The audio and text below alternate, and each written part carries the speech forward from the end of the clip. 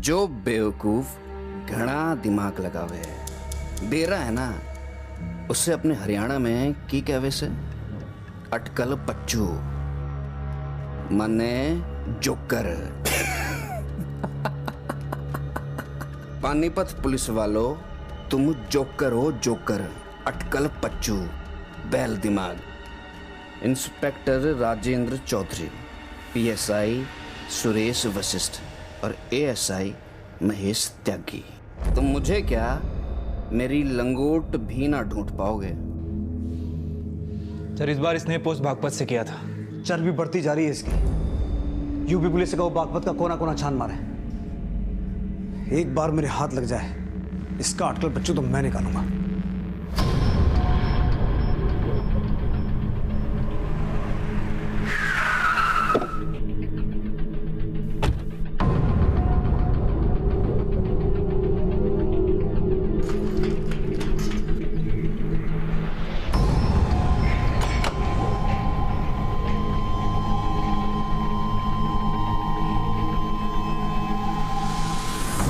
क्या सर, वो बागपत से भी भाग गया?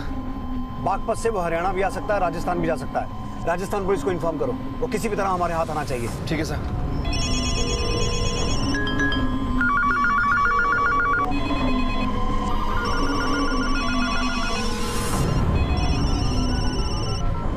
पुलिस को जोकर कहने वाला यह अपराधी पुलिस को चैलेंज करके बार बार चकमा दे रहा था। कौन था ये जो अपने सोशल मीडिया पोस्ट में बार बार पुलिस का मजाक उड़ा रहा था? बड़ा भारी बंदोबस्त है। चूड़ियां पहन लो पानीपत पुलिस वालों। बेवकूफों की पूरी फोर्स भी मिल जाए तो भी कोई मेरी पूछ ना फाड़ सकता। सर, इस बार उसने ये पोस्ट राजस्थान के चुरू से की है।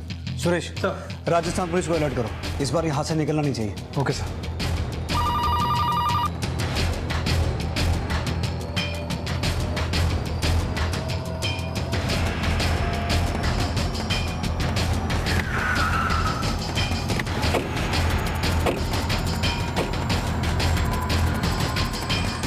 क्या सर, वो चुरू से भी भाग गया?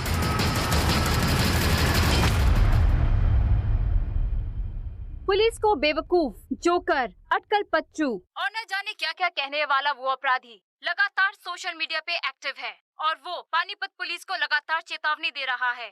वो कह रहा है कि पुलिस ने चूड़ियां पहन रखी हैं, लेकिन अब देखना ये है कि क्या पुलिस उसको हथकड़ी पहना पाएगी या नहीं। दूर से देखा तो पुलिस टोपी लगा रही थी, पास आके देखा तो बाल खुजला रही थी।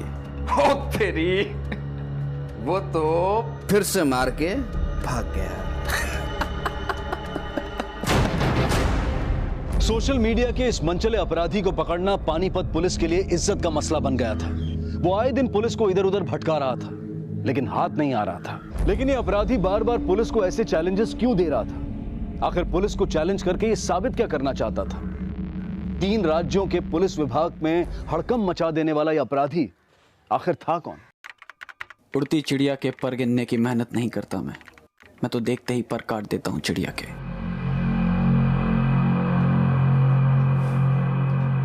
वाह, क्या कमाल लिखते हो।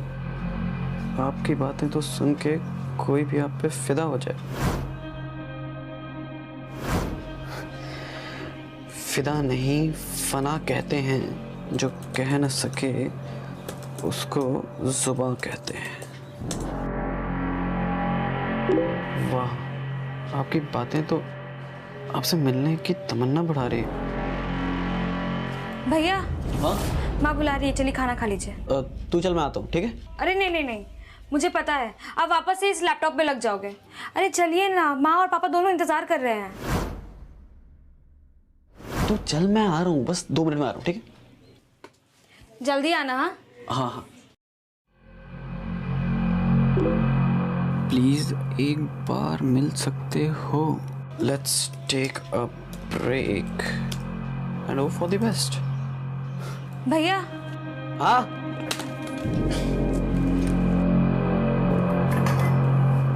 क्या बात है भैया, किससे बातें कर रहे थे? मेरे लिए भाभी मिल गई?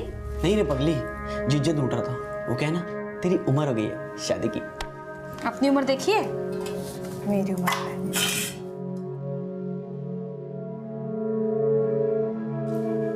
माँ, आज सब्जी में क्या बनाया? आलू गोभी। आलू गोभी? पर मैं तो पनीर अरे पनीर ला के देगा तब तो बनाऊंगी ना। कितनी बार बोला है कि अगर पनीर खानी हो तो हरिदास डेयरी से पनीर लेके आ जाया कर, लेकिन नहीं। लेकिन माँ शाम को तो भैया पनीर लेकर आए थे। क्या? पनीर लाया था? अच्छा कोई बात नहीं, कल बना दूंगी, ठीक है? मालती, लगता है तेरी दवा असर ना कर रही है। तू फिर सब कुछ भूलने लग गई। कल मेरे साथ डॉक्टर के पास चल तू। नहीं जी, मैं आपके साथ डॉक्टर के यहाँ नहीं जाऊंगी, मुझे ले जाएगा प्रमोद।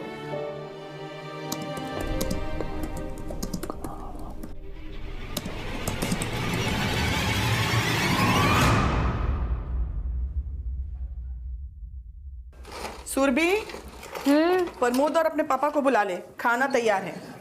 लेकिन माँ भैया अभी तक घर ही नहीं आए हैं। अच्छा, तो मैं भूल गई। प्रमोद अभी तक नहीं आया? नहीं। आप जिस नंबर को डायल कर रहे हैं वो इस समय स्विच्ड ऑफ है।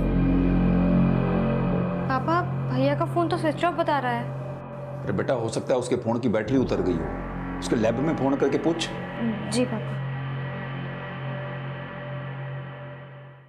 जी ठीक है। पापा, वो तो कह रहे हैं कि आज भैया लैब ही नहीं आए। लैब नहीं गया? मालती, आज सवेरे प्रमोद तुझे डॉक्टर के पास लेके गया था ना, और यहाँ दरवाजे पर छोड़ने के बाद वो ऑफिस जाने वाला था। जाने से पहले कुछ बोला प्रमोद? डॉक्टर? कौन डॉक्टर? अरे माँ, भैया आपको डॉक्टर के पास लेके गए थे ना। अरे इस भुलक्कड़ ने कुछ नहीं याद आवेगा। मैं प्रमोद के दोस्तों से जाके पूछता हूँ, शायद उन लोगों ने कुछ पता हो। माँ, आप याद करने की कोशिश कीजिए। भैया आपको डॉक्टर के पास लेके गए थे, फिर कह रहे थे कि आपको घर छोड़ेंगे, उसके बाद लैब जाएंगे। भैया ने आपसे कुछ कहा था? तो प्रमोद आज ऑफिस नहीं पहुंचा, लेकिन सुबह ऑफिस जाने के लिए निकला था। जी, सवेरे तो वो अपनी माँ को डॉक्टर के पास दिखाने के लिए निकला था। उसके बाद वो अपनी माँ को घर छोड़ने के बाद ही ऑफिस जाने वाला था। और अपनी माँ से उसने कुछ कहा भी था, पर उसकी माँ को कुछ याद नहीं आ रहा है कि क्या कहा था उसने। याद नहीं आ रहा मतलब? मेरी बीवी को भूलने की बीमारी है जी। तो प्रमोद अपनी माँ को कौन से डॉक्टर के पास लेके गया था? डॉक्टर सरोजनी वशिष्ठ, दिमाग की डॉक्टर हैं वो। सलोनी रोड पर उनका क्लिनिक है। उन्हीं से प्रमोद की माँ का इलाज चल रहा है। ठीक है, आप प्रमोद की सब डिटेल्स दे दीजिए, हम पता करते हैं।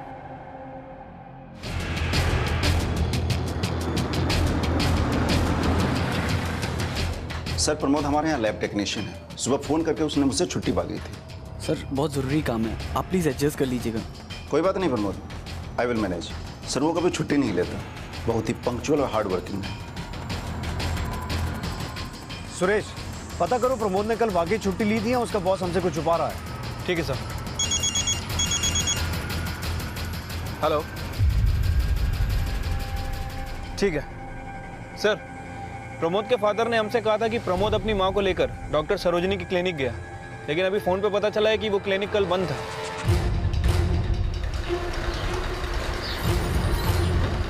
वही तो मैं कह रही हूँ कि प्रमोद मुझे कोई डॉक्टरनी के पास लेके नहीं गया था, लेकिन ये लोग कह रहे हैं कि वो मुझे डॉक्टरनी के पास लेके गया था। माँ, भैया मेरे सामने आपको ऑटो में क्लिनिक लेकर गए थे। लेकिन क्लिनिक कल बंद था।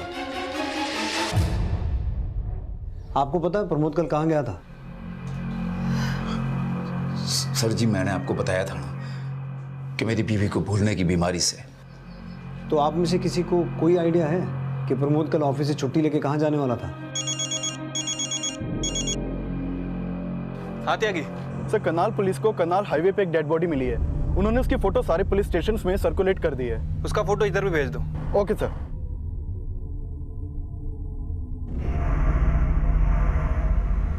कल जब प्रमोद घर से निकला था तो उसने कौन से रंग के कपड़े पहने हुए थे? सर, भैया ने लाइट पर्पल कलर की शर्ट और ब्लैक पैंट पहनी थी।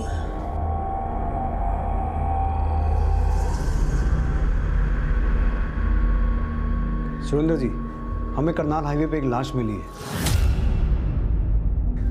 क्या ये प्रमोद?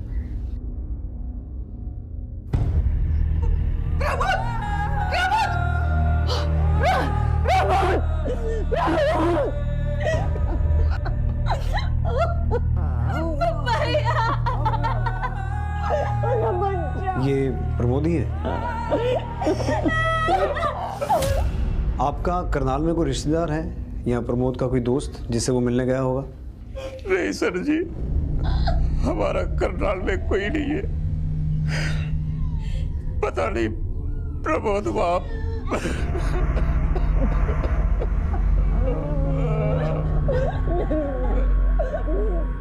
ये बॉडी हमारी पेट्रोलिंग टीम को हाईवे के पास पड़ी मिली थी।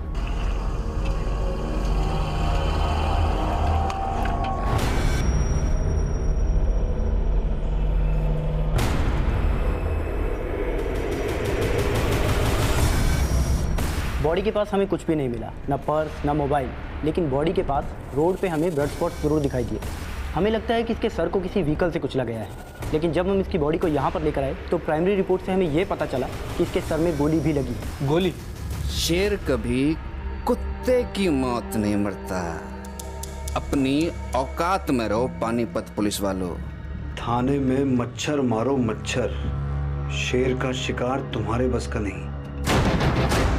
प्रमोद की हत्या के 20 दिन बाद पानीपत पुलिस को ये सोशल मीडिया अपडेट्स मिलने शुरू हो गए थे, लेकिन अपराधी हाथ नहीं लग रहा था। लेकिन सोशल मीडिया के उस मंचले का प्रमोद के मर्डर से क्या कनेक्शन था, और मौजूदा वक्त में जो लाश करनाल से मिली थी उसका चेहरा पहचानना मुश्किल था। लेकिन प्रमोद के पेरेंट्स ने बताया कि बॉडी पर जो कपड़े थे वो प्रमोद के थे, इसलिए बॉडी की आइडेंटिटी को कंफर्म करने के लिए डीएनए टेस्ट किया जा रहा था, और प्रमोद के कॉल रिकॉर्ड से इस केस की गुत्थी को सुलझाने की कोशिश की जा रही थी। सर, प्रमोद का फोन उस दिन करनाल में ही बंद हुआ था, और सर उसके फोन से आखिरी कॉल किसी आशीष धूमल को की गई थी। सर, ये आशीष समालखा का रहने वाला है, और इसका फोन भी रात 11 बजे तक करनाल में एक्टिव था। ये देखिए। तो हो सकता है आशीष उस दिन प्रमोद के साथ ही हो। उठा के लाओ इसे। Okay sir. साहब, प्रमोद मेरा दोस्त था, मैं अक्सर करनाल जाता रहता था। कल उसने फ़ोन करके मुझे करनाल तक की लिफ्ट मांगी थी। मैंने उसे पानीपत से पिक किया और करनाल हाईवे पे छोड़ दिया। वो रात को मेरे साथ पानीपत आने वाला था, बोल रहा था कि फ्री होगा तो मुझे कॉल करेगा, लेकिन उसने कॉल नहीं किया, और जब मैंने उसे कॉल किया तो उसका फ़ोन ऑफ आ रहा था। उसने अपना फ़ोन ऑफ कर रखा था या तूने फ़ोन के साथ साथ उसे भी ऑफ कर दिया? आप यो क्या बोल रहे हैं? प्रमोद मेरा दोस्त था। हमें प्रमोद की डेड बॉडी करनाल हाईवे पे मिली थी, और उस रात तू भी करनाल में था। साहब, मैं आए दिन करनाल आता जाता रहता हूँ। प्रमोद को वहाँ ड्रॉप करके मैं अपनी पार्टी के पास आ गया था। कैसी पार्टी? सर, मैं लैब इक्विपमेंट सप्लाई करता हूँ। कल मैं जीटी लैब में था, आप चाहो तो पूछ सकते हो। पता करो इस आशीष और प्रमोद का आपस में रिश्ता कैसा था, और जिस जीटी लैब के बारे में बात कर रहा है वहां से पूछताछ करो। अगर ये झूठ बोल रहा है तो सच जल्दी सामने आ जाएगा। सर, करनाल पुलिस ने प्रमोद की लाश की पोस्टमार्टम रिपोर्ट भेजी है। पोस्टमार्टम रिपोर्ट के हिसाब से प्रमोद की हत्या सर में गोली लगने से हुई, और उसके सर में कांच के टुकड़े भी मिले हैं। और इस रिपोर्ट में यह भी मेंशन किया हुआ है कि हत्या के वक्त प्रमोद ने बहुत शराब पी रखी थी। सर, इसका मतलब ये हुआ कि नशे की हालत में पहले उसके सर पे कांच के ऑब्जेक्ट से वार किया गया, और उसके बाद उसके सर पे गोली मारी गई। अगर हत्या गोली मार के की गई तो फिर चेहरा क्यों बिगाड़ा गया?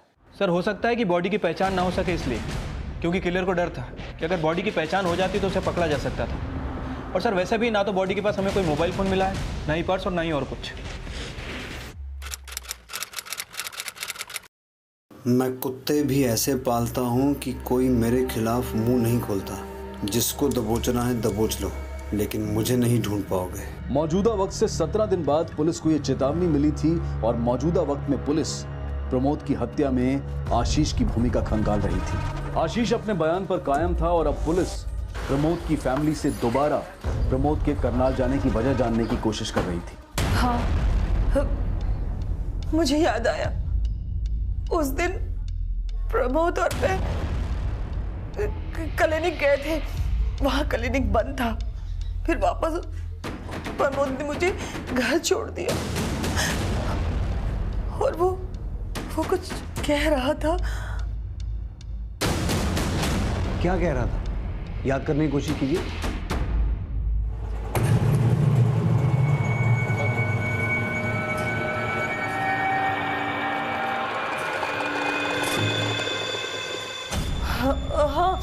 वो कह रहा था कि मेरा लैपटॉप चार्जिंग पे लगा देना, मैं रात को लेट आऊंगा। भैया ने लैपटॉप चार्ज पे लगाने के लिए कहा, लेकिन भैया तो ऑफिस लेके जाते थे लैपटॉप। लेकिन उस दिन तो वो ऑफिस गया ही नहीं।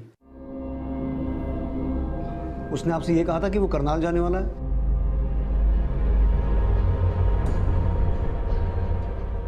साहब मुझे कुछ याद नहीं आ रहा।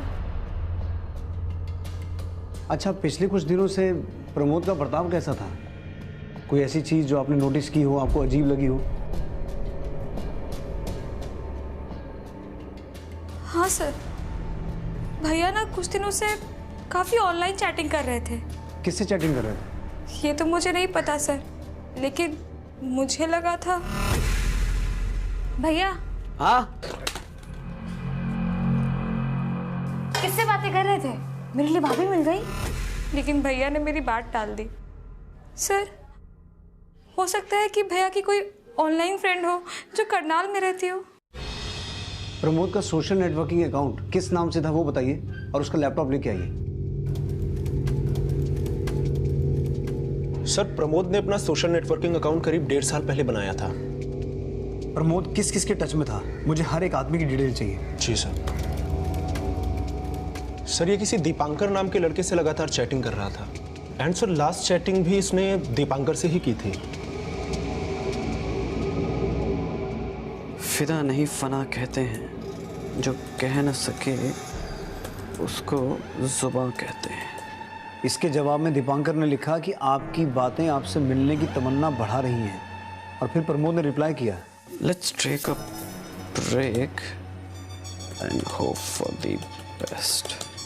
और 2 घंटे के बाद उनकी चैटिंग फिर से हुई, और इस बार प्रमोद ने लिखा, ठीक है तो कल मिलते हैं, लेकिन कहाँ? करनाल। तो इसका मतलब है प्रमोद को दीपांकर ने करनाल बुलाया था, लेकिन किस जगह बुलाया था ये मेंशन नहीं किया हुआ है। दीपांकर के इस सोशल नेटवर्किंग अकाउंट से उसका नंबर मिल सकता है? सर, जो नंबर इसके अकाउंट पर ऐड होगा वो मैं आपको दे सकता हूँ।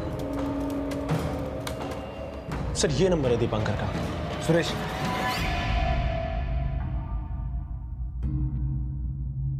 आप जिस नंबर को डायल कर रहे हैं वो इस समय स्विच्ड ऑफ है। सर, नंबर बंद है। ये नंबर सर्विलेंस में डालो, इसके कॉल रिकॉर्ड्स निकालो। मुझे दीपांकर की हर एक डिटेल चाहिए। जी सर। हो सकता है प्रमोद की हत्या में दीपांकर का ही हाथ है, और ये भी हो सकता है कि प्रमोद की फैमिली इस दीपांकर को जानती है।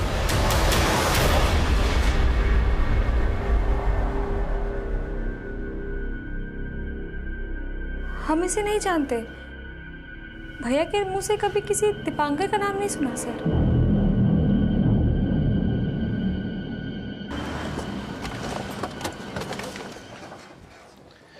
सर, दीपांकर का फोन राजस्थान के अलवर के एक एड्रेस पर रजिस्टर्ड है। सर, मैंने वहां पे अलवर पुलिस को भेजा था। उन्होंने बताया कि उसका घर पिछले 6 महीनों से बंद है। सर, दीपांकर और प्रमोद की दोस्ती 2 महीने पहले ऑनलाइन हुई थी, और उसके 1 महीने पहले तक दीपांकर की लोकेशन राजस्थान के कोटा की थी, और उसके बाद उसकी लोकेशन लगातार करनाल की रहने लगी। इसका मतलब है दीपांकर का करनाल में कोई ठिकाना होगा जहाँ उसने प्रमोद को बुलाया था। हो सकता है सर। मैंने कोटा पुलिस और करनाल पुलिस दोनों जगह दीपांकर की फोटो को भेज दिया है। सर, ये दीपांकर के कॉल रिकॉर्ड से एक नया नंबर सामने आया है, किसी मधुबाला का है। ये दीपांकर और ये मधुबाला दोनों ही लगातार कॉल एक्सचेंज करते थे। मधुबाला कौन है ये? सर, मैंने इसके बारे में पता किया है। कोटा के हॉस्पिटल में नर्स है और वहीं हॉस्टल में रहती है।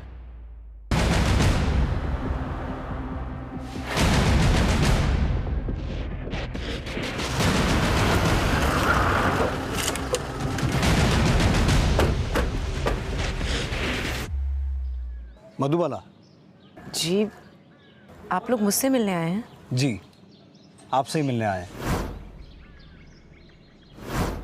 आपसे दीपांकर के बारे में कुछ पूछना है। दीपांकर? आपका चेहरा बता रहा है कि आप दीपांकर को अच्छे से जानती हैं। जी जानती हूँ, पर आप उसके बारे में क्या जानना चाहते हैं? आजकल कहाँ है वो? सर, मुझे नहीं पता। उसका जब से फ़ोन बंद हुआ है मुझे सच में नहीं पता वो कहाँ है। उसका फ़ोन बंद है इसलिए तो आपसे मिलने आए हैं। अपना फ़ोन बंद करके कहाँ गायब हो गया वो? मुझे खुद हैरानी हो रही है कि वो अपना फ़ोन बंद करके कहाँ गायब हो गया है, पर आप उसके बारे में क्यों पूछ रहे हैं? मर्डर किया उसने अपने दोस्त का। पहचानती हैं इसे? सर, ये कौन है? मैं दीपांकर के किसी दोस्त को नहीं जानती। मुझे तो लगता है आप लोगों को गलतफहमी हुई होगी। इतना भरोसा है आपको दीपांकर पे? वैसे आप दोनों का रिश्ता क्या है? मैं और दीपांकर कैजुअल फ्रेंड्स हैं बस। और अब तो काफ़ी वक्त हो गया वो मुझसे यहाँ मिलने भी नहीं आया। मुझे तो ये भी नहीं पता वो कहाँ रहता है। और इसके अलावा मैं आपको और कुछ नहीं बता सकती क्योंकि और कुछ नहीं जानती।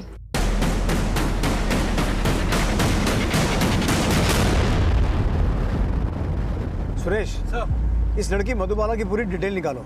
मुझे ऐसा लगता है ये हमसे झूठ बोल रही है। ठीक है सर।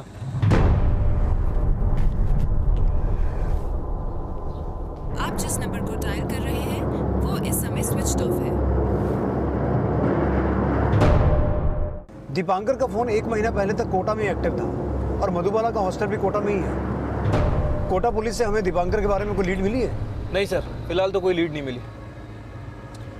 कोटा, चुरू, सोनीपत, बागपत, हर जगह धूल चटवाई है तुम्हें। अब तो मान लो शेर को पकड़ना मुश्किल ही नहीं नामुमकिन है। ये चैलेंज पुलिस को मौजूदा वक्त से 13 दिन बाद मिला था और मौजूदा वक्त में प्रमोद मर्डर केस के प्राइम सस्पेक्ट दीपांकर का चौंका देने वाला इतिहास सामने आया था। सर, ये दीपांकर तो बहुत ही पहुंचा हुआ क्रिमिनल निकला। अरवल पुलिस ने इसके बारे में सारी इन्फॉर्मेशन भेजी। सर, कुछ महीने पहले शराब बेचने का धंधा करता था। सर, कॉन्ट्रैक्ट किलर है। राजस्थान के बहुत सारे बिजनेसमैन को धमकाने का आरोप लगा हुआ है। और सर, एक अलवर के बिजनेसमैन को मारने का आरोप भी है। और सर, डीएनए रिपोर्ट से कंफर्म हो गया कि जो लाश करनाल के हाईवे पर मिली थी वो प्रमोद की है। अगर दीपांकर एक कॉन्ट्रैक्ट किलर है और उसी ने प्रमोद को मारा है तो एक कॉन्ट्रैक्ट किलर मामूली से लैब टेक्नीशियन को क्यों मारेगा?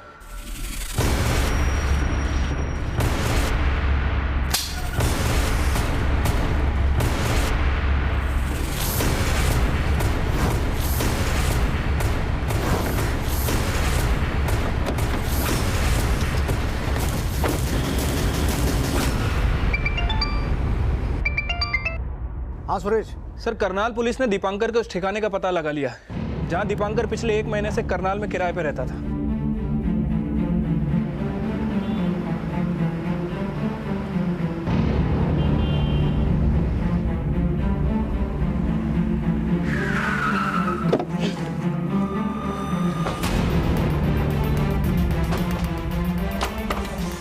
ताला तोड़ो।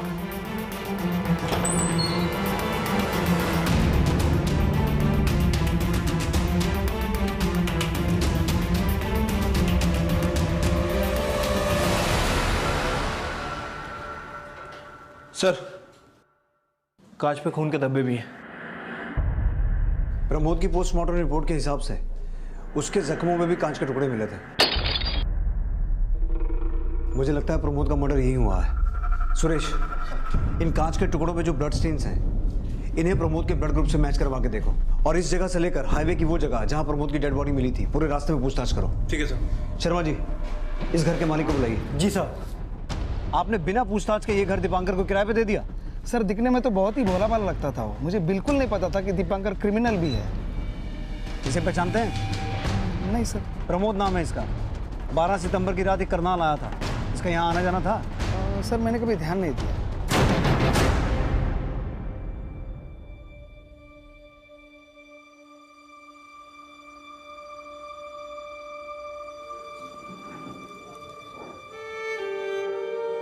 माँ, खाना खा लीजिए। माँ, आपके खाना नहीं खाने से भैया वापस तो नहीं आ जाएंगे ना? वो वापस नहीं आएगा, यही सोच के तो मेरी जान निकली जा रही है।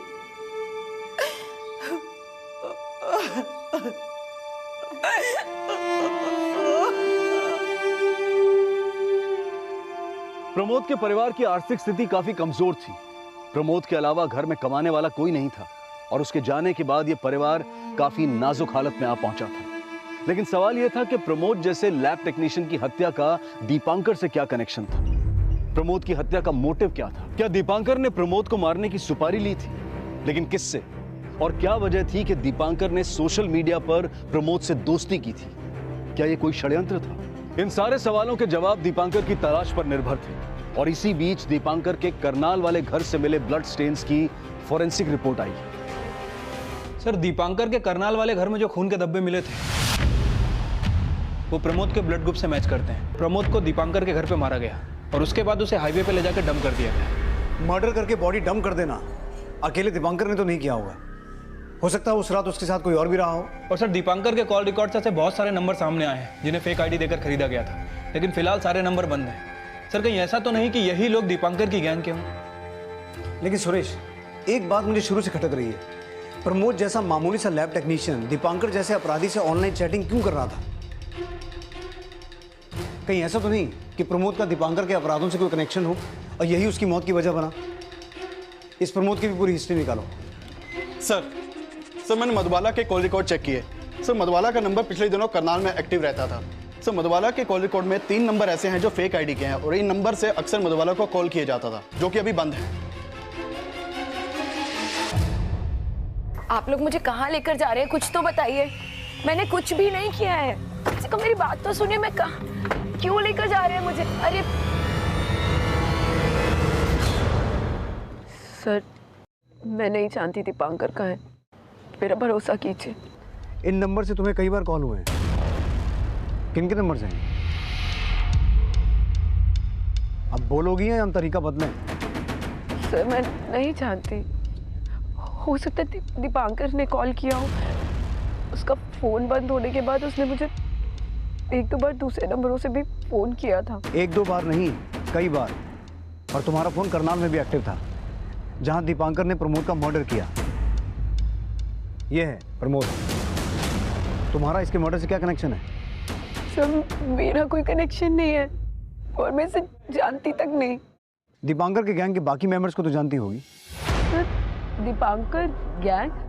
सर मैं सिर्फ दीपांकर को जानती हूँ और उसका कोई गैंग नहीं है। वो तो अपना फैमिली बिजनेस संभाल रहा था। किडनैपिंग, एक्सटॉर्शन, कॉन्ट्रैक्ट किलिंग, ये सब धंधे हैं उसके। कहीं ऐसा तो नहीं कि तुम्हारा भी उसके धंधों से कोई लेना देना हो? मेरा कुछ लेना देना नहीं है किसी भी चीज़ से। मुझे तो लगता था कि वो बहुत अच्छे खानदान से है, अपना फैमिली बिजनेस संभालता है। मुझे नहीं पता था कि वो झूठ बोल रहा था मुझसे। चलो मान लिया कि उसने तुमसे झूठ बोला, लेकिन दीपांकर जैसे क्रिमिनल से तुम्हारी दोस्ती हुई कैसे? सर करीब 1.5 साल पहले मैं रुड़की के एक हॉस्पिटल में नर्स थी। दीपांकर अपने पापा के कैंसर का इलाज कराने वहाँ आया था। काफ़ी वक्त तक मैंने उसके पापा की देखभाल की, पर कैंसर होने की वजह से वो ज़्यादा वक्त तक जी नहीं पाए। उनकी डेथ के बाद दीपांकर काफ़ी टूट-सा गया था। उसी वक्त हमारी फ्रेंडशिप हुई। मतलब तुम उसे 1.5 साल से जानती हो, तो ये भी जानती होगी कि वो इस वक्त कहाँ है? सर मैं नहीं जानती। सर ये भी मुझे अभी पता चल रहा है आप लोगों से कि वो क्रिमिनल था। देखो मधुबाला, अगर दीपांकर के बारे में कुछ भी जानती हो तो सच सच बता दो। सर मेरा भरोसा कीजिए, मुझे सच में नहीं पता दीपांकर का। मुझे सच में नहीं पता। क्या दीपांकर वाकई मधुबाला को अपने प्यार के जाल में फंसाकर उसे अंधेरे में रख रहा था? मधुबाला बार बार पुलिस से कह रही थी कि वो दीपांकर की आपराधिक छवि से बेखबर थी, लेकिन दीपांकर ने दोस्ती तो प्रमोद से भी की थी। तो क्या प्रमोद दीपांकर की आपराधिक छवि के बारे में जानता था? प्रमोद और दीपांकर की दोस्ती से दुश्मनी का ये राज अभी बेपर्दा होना बाकी था, और इसी बीच पुलिस को दीपांकर से जुड़ी एक और अहम जानकारी मिली। सर कोटा पुलिस का फोन था। दीपांकर के कोटा वाले घर का पता चल गया, जहां दीपांकर रहा करता था। कोटा चलने की तैयारी करो।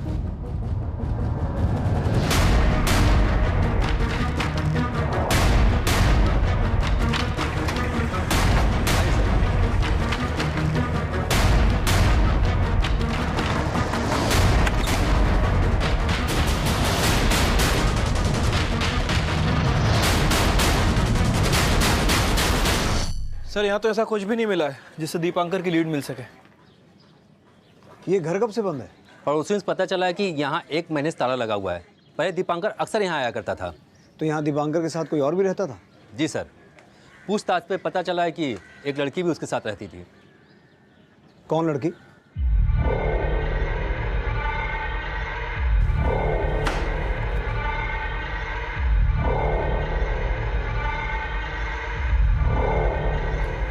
पापा ये पैसे कहाँ से लाई तू? भैया के बॉस का फोन आया था, उन्होंने मुझे लैब बुलाया था। ये भैया की आखिरी सैलरी है।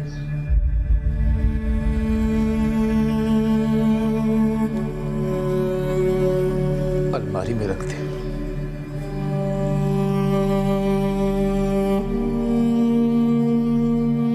माँ, ये रही इस मंथ की सैलरी और ये रहा आपके लिए गिफ्ट। अरे बेटा, लेकिन इसकी क्या जरूरत थी? वैसे ही तेरे ऊपर घर के सारे खर्चे हैं, ऊपर से घर की लोन भी तू ही भरता है, ये सब की क्या जरूरत थी बेटा? आप ना बहुत टेंशन लेते हो, आप ना थोड़ा रिलैक्स करो।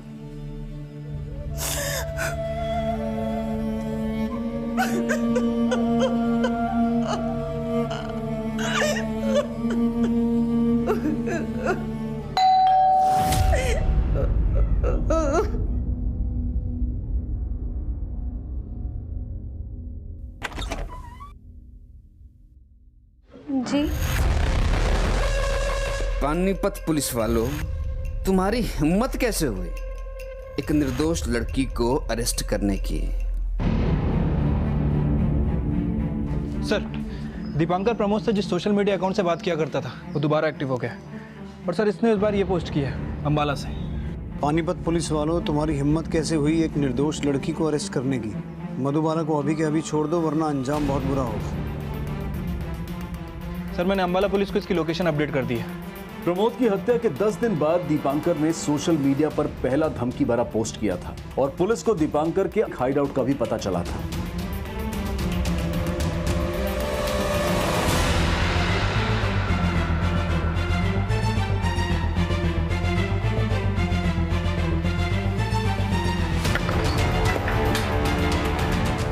सुरेश, अंदर चेक करो।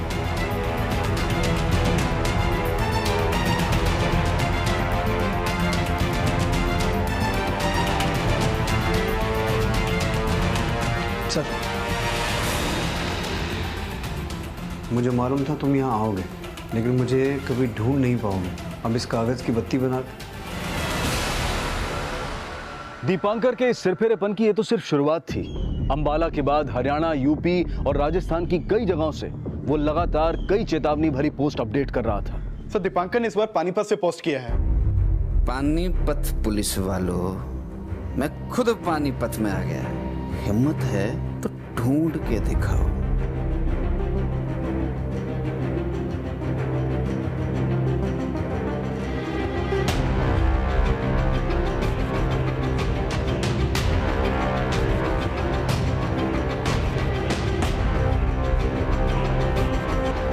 सर, दीपांकर ने एक और पोस्ट किया है।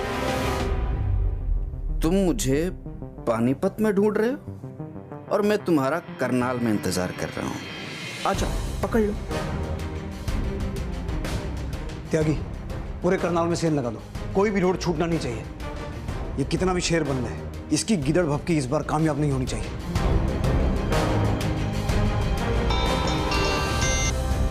हाँ बोलो सुरेश। सर, दीपांकर ने इस बार आगरा से एक नया वीडियो पोस्ट किया है। वीडियो? मैंने मारा प्रमोद को। पानीपत पुलिस वालों, अगर मर्द हो तो मर्द से बातें करो, पकड़ के दिखाओ मुझे। आखिरी चेतावनी देता हूं, अगर उस मासूम मधुबाला को 2 दिन में नहीं छोड़ा तो उसके एक एक आंसू का बदला तुम सबसे लूंगा। तुम्हारे घर में घुस के तुम्हारी औरतों को उठा लूंगा। फिर ना अपनी वर्दी की इज्जत बचा पाओगे, ना अपनी औरतों। पानी सर के ऊपर से गुजर रहा है, हमें किसी भी तरह इस आदमी को पकड़ना है, वरना पूरा मीडिया हमारी जगह सही करेगा। अपने खबरियों के नेटवर्क को फैलाओ, मुझे जल्द से जल्द आदमी अंदर चाहिए। मूव। Okay sir. पुलिस इस बार पूरी मुस्तैदी से दीपांकर को ट्रैक करने की कोशिश कर रही थी, लेकिन एक के बाद एक नई कोशिशों में असफलता हाथ लगने के बाद अब पुलिस को दीपांकर को पकड़ने का एक और मौका मिला था। जगह थी हरियाणा का सोनीपत शहर। बस इंतजार था दीपांकर और पुलिस के आमने सामने आने का।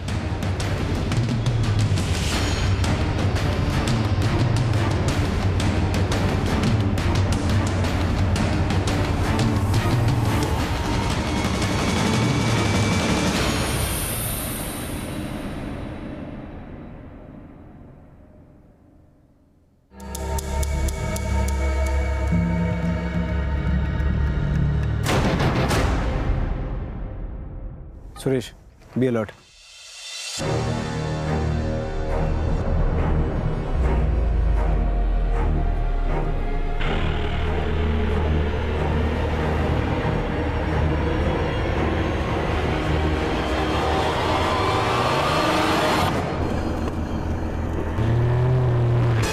गाड़ी रोक, रोक।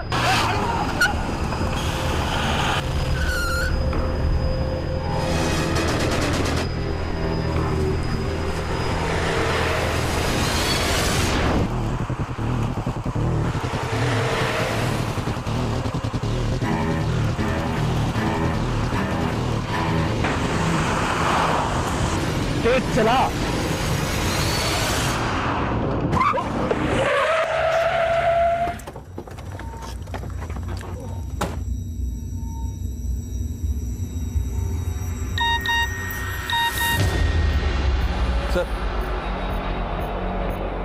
हाथ को आया पर मुंह ना लगा।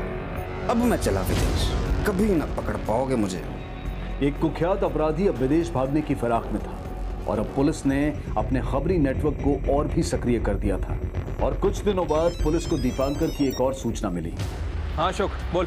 साहब, सोनीपत से यूपी के गाजीपुर में एक चांस मार सकते हो। चांस नहीं मारना अशोक, सीधे दबोचना है उसे। खबर बोल। दीपांकर उसके गैंग ने गाजीपुर में एक सुपारी ली है साहब, और आज रात वो किसी का मर्डर करने वाले हैं। उससे पहले हम उसे खत्म कर देंगे। तू ठिकाना बता उसका।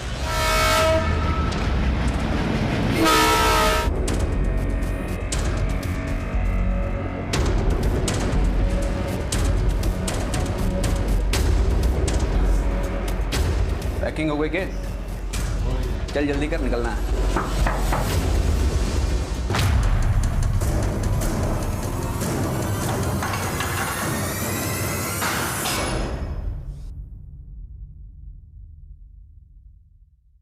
शेर तो कभी मुर्गा नहीं बनता। अब बोल, क्या है तू? प्रमोद को क्यों मारा? मैंने ना मारा किसी को, और सोशल नेटवर्किंग पे अकाउंट भी मेरा ना है। कोई मेरा फोटो डाल के बदनाम कर रहा है मुझे। ऐसा मैं कोर्ट में बोलूंगा।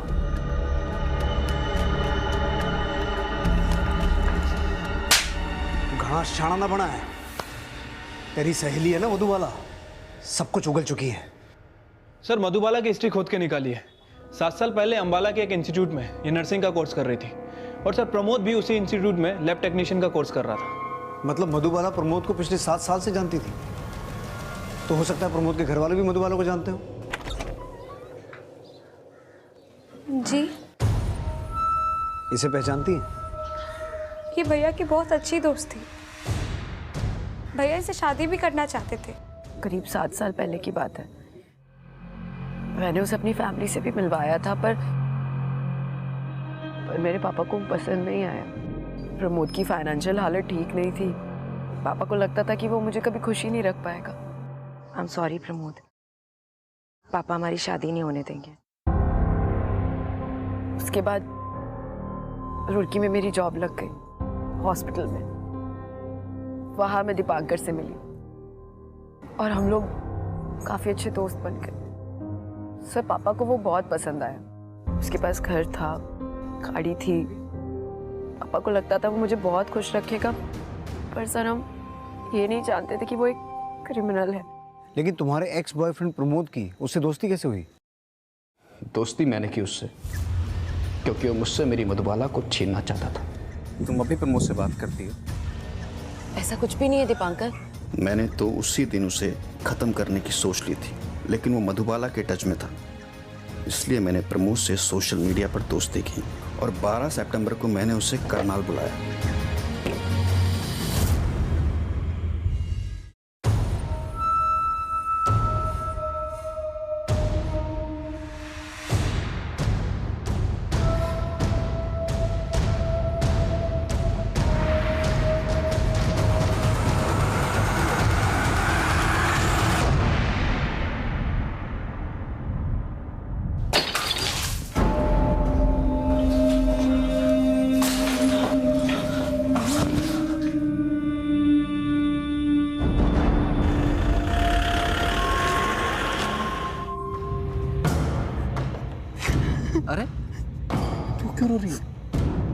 वो तो तेरा पास था ना। ये हुई ना बात। चल अब अपने पास को कुचल दे और साबित कर कि तू मुझसे कितना प्यार करती है। अच्छा चल कुचल दे उसे। अरे चल कुचल, चलना। सर मैं दीपांकर को रोक नहीं पाई क्योंकि मैं उसके बच्चे की मां। तो तुमने क्या सोचा था? एक क्रिमिनल तुम्हारे और तुम्हारे बच्चे को एक ब्राइट फ्यूचर देगा?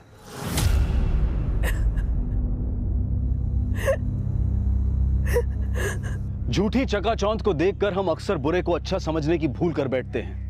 दोस्ती, प्यार, शादी ये ऐसे रिश्ते हैं जिनका फैसला बहुत सोच समझ कर लिया जाता है। इसी विचार के साथ अब मैं अनूप सोनी आपसे विदा लेता हूं।